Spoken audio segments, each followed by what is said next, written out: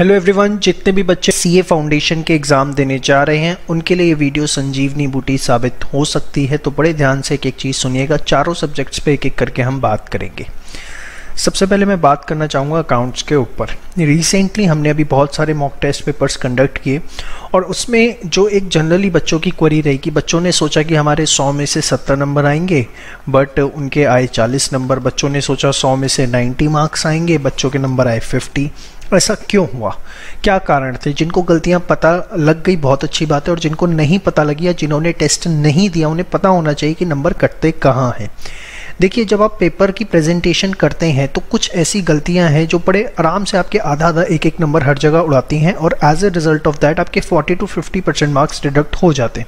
Specifically in points को मैं कहूँगा कि आप नोट डाउन कर लें, और जब एग्जाम देने जाएँ तो इसको एक बार देखते हुए जाएँ ताकि आपको ध्यान रहे कि आपको ये गलतियाँ नहीं करनी। सबसे बड़ी गलती शॉर्ट फॉर्म्स। ICAI जिसके लिए सबसे ज़्यादा स्ट्रिक्ट होता है कि आप शॉर्ट फॉर्म यूज़ करते हैं, और जहाँ आपने शॉर्ट फॉर्म यूज़ करी समझ लेना आपके मार्क्स वहाँ गए। वर्किंग नोट्स बच्चों के बहुत एब्सेंट होते हैं, वो सीधे सीधे कैलकुलेशन कर देते हैं, वर्किंग नोट नहीं दिखाते हैं तो बड़े इम्प्रॉपर मैनर में दिखाते हैं, जिसकी वजह से आपके मार्क्स कटते हैं। Improper format in the sense आपने पेंसिल का यूज़ नहीं किया, चलो पेंसिल से भी नहीं किया तो हाथ से ही लाइनें खींच दी, जो कि गलत है, उसके भी हमने हाफ मार्क उड़ाए हैं। ब्लू पेन से आपने पेपर किया, वैसे एग्जाम में करेंगे पेपर ही चेक नहीं होगा, ब्लैक पेन अलाउड है, हमने इस पर ब्लू पेन के भी 5 से 7 नंबर उड़ा दिए। ओवर राइटिंग 5000 है, 8000 बनाना है, आप इसको ही 8000 कर देते हैं, जबकि ऐसा नहीं है। 5000 है, 8 करना है, इसको आप कट करिए और 8 लिखिए। This over writing is not allowed. इसके प्रॉपर मार्क्स करते हैं तो प्लीज़ इससे बचिए। नरेशंस आपके नहीं है, 50% मार्क्स उड़ जाएंगे। जब आप फॉर्मेट्स बना रहे होते हैं left side right side debit credit लिखना भूल जाते हैं, जिसकी वजह से आपके मार्क्स कटते हैं। ट्रू एंड फॉल्स के आपने आंसर्स दिए लेकिन उसमें रीजनिंग मेंशन नहीं करी तो आपको उसके मार्क्स अलॉट नहीं होंगे। फिर भी हमने लीनियंसी दिखाते हुए हाफ मार्क आपको दे दिया, लेकिन आपको वहाँ नहीं मिलेंगे। और कोशिश करिए जो भी थ्योरी क्वेश्चन है उसमें अंडरलाइन करें मेन पॉइंट्स को। ऐसा मैं इसलिए कह रहा हूँ, देखो बड़ा सिंपल सा फंडामेंटल है। कोई भी एग्ज़ाम है, जैसे अकाउंट्स का पेपर है, इसका एवरेज टाइम जो होता है एग्ज़ाम का चेक होने का 3 से 5 मिनट। 3 से 5 मिनट में एग्जामिनर आपका पेपर चेक कर देगा। You are emotionally attached with your paper but not the examiner. Please try to understand this thing, जो मैं बार बार कहता हूँ। आपने बड़ी शिद्दत से मेहनत के साथ पूरा पेपर लिखा है और आप चाहोगे कि ज़्यादा से ज़्यादा मार्क्स मिले, लेकिन एग्जामिनर पे ऐसे 500 पेपर्स हैं, उसे फटाफट करना है। 3 से 5 मिनट में, बहुत ज़्यादा कह रहा हूँ, जनरली 2 मिनट में भी हो जाते हैं पेपर चेक, वो 3 से 5 मिनट में आपका पेपर चेक करेगा। तो प्रेजेंटेशन पार्ट जो है लगभग 40% मार्क्स आपके डिसाइड करती है, जिस पे आपको बहुत ज़्यादा फोकस होने की ज़रूरत है। और जिन बच्चों के मार्क्स कम हैं आप देख लीजिएगा, ये 9 ही रीजन्स होंगे इनमें से जिसकी वजह से आपके मार्क्स कटें।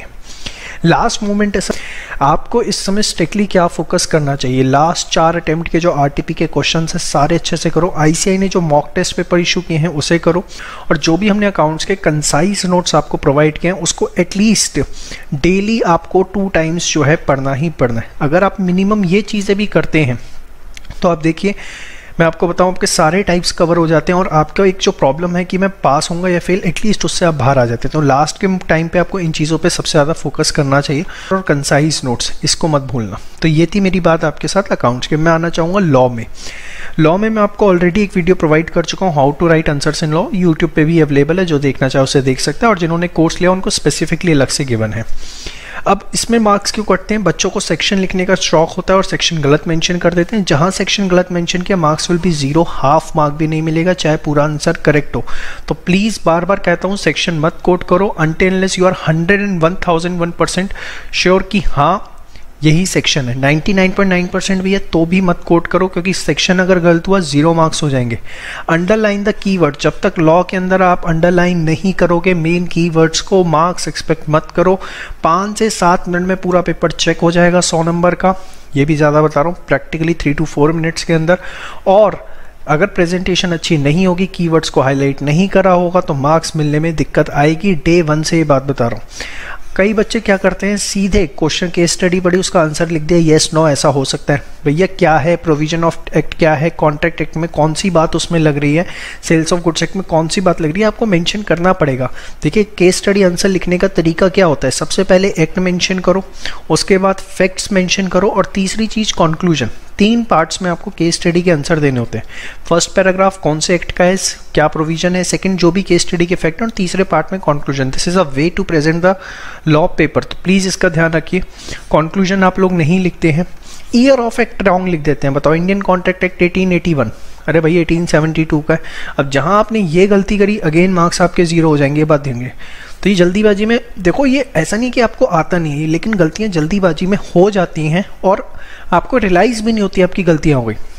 जिन्होंने मॉक टेस्ट दिया, मैं बार बार डे 1 से आपके पीछे पढ़ता हूँ कि मॉक टेस्ट दो, मॉक टेस्ट दो, मॉक टेस्ट दो। आप लोगों को लगता है पता नहीं सर क्या पीछे पढ़े, क्या उनका सेल्फ इंटरेस्ट है, लेकिन जिन्होंने मॉक टेस्ट दिया है, सच बता रहा हूँ, उनको पता लग गया कि वो क्या सोचते थे, क्या उनकी रियलिटी है, और अब देखना उनके कितने अच्छे मार्क्स एग्जाम में आएंगे। क्या करना चाहिए, लॉ एंड बीसीआर में लास्ट मोमेंट पे आरटीपी 4 अटेम्प्ट के लास्ट पास्ट एग्जाम पेपर्स पिछले 4 अटेम्प्ट के कर लीजिए, और मॉक टेस्ट पेपर जो ई स्कॉलर्स पे हुए हैं या जो ICAI ने इशू किए हैं, वो अगर आप कर लेते हैं इस पॉइंट ऑफ टाइम पे, that would be more than sufficient. आप डेंजर जोन से इस समय बाहर आ जाएंगे अगर आप ये भी करते हैं।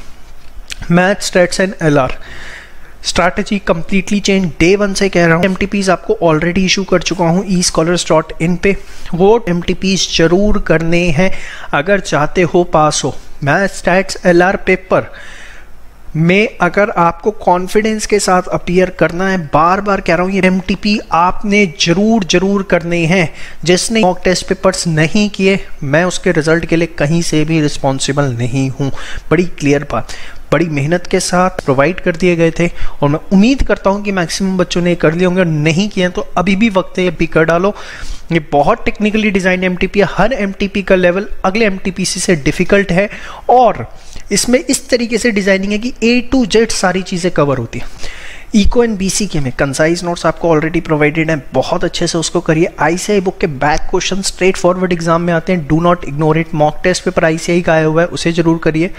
इसके अलावा अगर कर सकते हो तो बहुत अच्छी बात है। हमने 300 क्वेश्चन BCK के लगभग आपको टेस्ट के थ्रू अपने कोर्स में प्रोवाइड किए हैं, और 500 क्वेश्चन इको के दिए हुए हैं लगभग चैप्टर 2, 3 एंड 4 के मॉक टेस्ट की फॉर्म में। ठीक है, हर चैप्टर के नीचे टेस्ट पेपर लग रहा है, तो हो सके तो प्लीज़ उसको जरूर करिए, क्योंकि देखिए इको में आता सबको सब कुछ है, लैंग्वेज इस तरीके की होती है क्वेश्चन में कि प्रॉब्लम आ जाती है, तो उसको प्लीज़ कैसे टैकल करना है, उसके लिए जितना आप क्वेश्चंस को प्रैक्टिस करेंगे उतना अच्छा रहेगा। तो यहाँ पर बेसिकली कौन तरीके से क्या पढ़ना है, अपना रिजल्ट इंश्योर करना है, वो मैंने आपको सारी बातें बता दी हैं।